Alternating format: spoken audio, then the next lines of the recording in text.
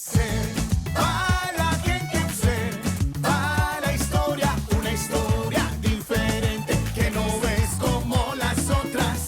Unidos como pueblo obtendremos la victoria con un líder al frente que sabe cómo hacer las cosas. Una gran Bucaramanga se ha vuelto un anhelo, conectar nuestras ideas.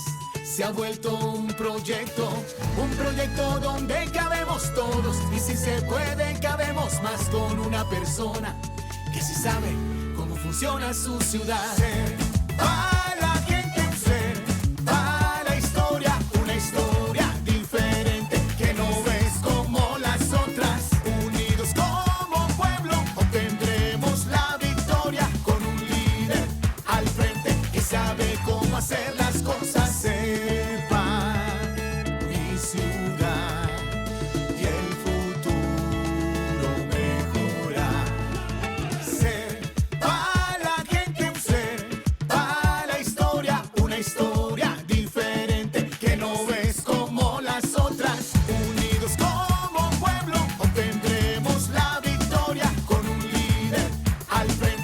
Sabe cómo hacer las cosas. Serpa, volver a mi ciudad más bonita y más capaz, por una tierra de más oportunidades.